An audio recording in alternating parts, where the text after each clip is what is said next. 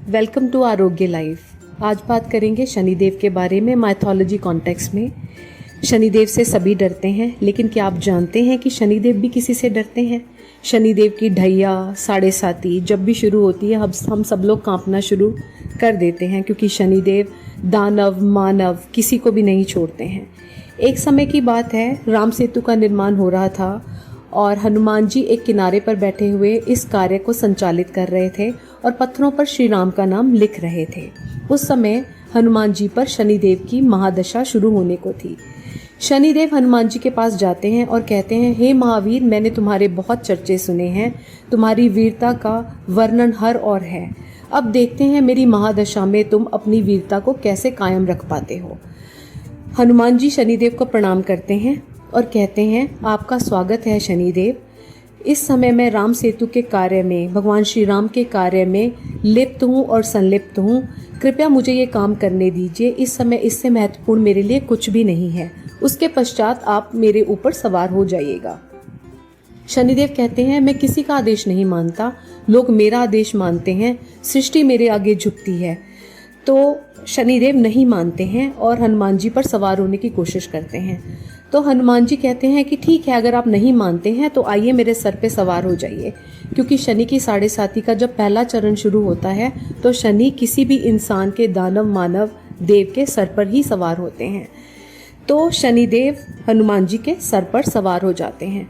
शनिदेव के हनुमान जी के सर पर सवार होने से क्या होता है कि हनुमान जी को थोड़ी सी अनियमितता का एहसास होता है। उनके सर में थोड़ी खुजली होती है, तो अपने सर को खुजाना शुरू करते हैं अपने नाखूनों से। तो शनिदेव हंसते हैं कि मैंने तुम्हें परेशान करना शुरू कर दिया है वीर, अब देखो तुम किस तरह से बचते हो मेरी महादशा से। हनुमान जी क्या करते हैं, राम सेतु के जो पत्थर होते हैं, एक एक करके उन पत्थरों को अपनी पूंछ से बांधते हुए अपने सर पे रखना शुरू कर देते हैं। पहले एक पत्थर रखते हैं, फिर उसके ऊपर दूसरा रखते हैं, फिर तीसरा रखते हैं। इस तरह से पत्थरों का पहाड़ अपने सर पे बनाना शुरू कर देते हैं। शनिदेव क्योंकि हनुमान जी के सर पर सवार हैं, तो क्या होता है कि पत्थरों के भार से शनिदेव की काया दबना शुरू हो जाती है, वो परेशान हो जाते हैं।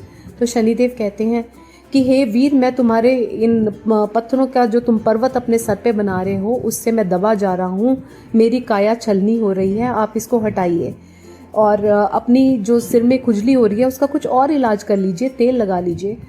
तो हनुमान जी कहते हैं मुस्कुराते हुए कि मैं जिस जाति से आता हूँ, मैं एक वानर हूँ और मुझे यही शोभा देता है और मुझे इसी तरह से आराम मिल रहा है।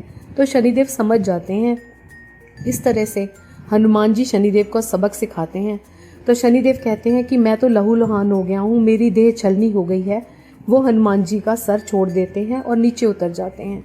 हनुमान जी से क्षमा याचना करते हैं कि हे महावीर, तुमसे कोई नहीं जीत सकता, तुम प्रभु के चरणों में संलिप्त हो, तुम्हारे प्रभु की तुम्हारे ऊपर जो कृपा है उसके आगे कोई नहीं जीत सकता। मैं तुम्हें प्रणाम करता हूँ, मेरा शरीर छलनी हो गया है, कृपया मुझे तेल का दान दो, मुझे तेल दो ताकि मैं अपनी काया के ऊपर तेल लगाकर अपने आप को ठीक कर सकूं। तो हनुमान जी जवाब देते हैं कि मैं आपको तेल प्रदान करूंगा, लेकिन आपको मुझसे ये वादा करना होगा कि आप मेरे भक्तों को और श्री राम भक्तों को कभी भी दंडित नहीं करेंगे अपनी दशा महादशा में या साढ़े साती में। शुक्रिया दोस्तों, आई थिंक आपको ये पसंद आया होगा।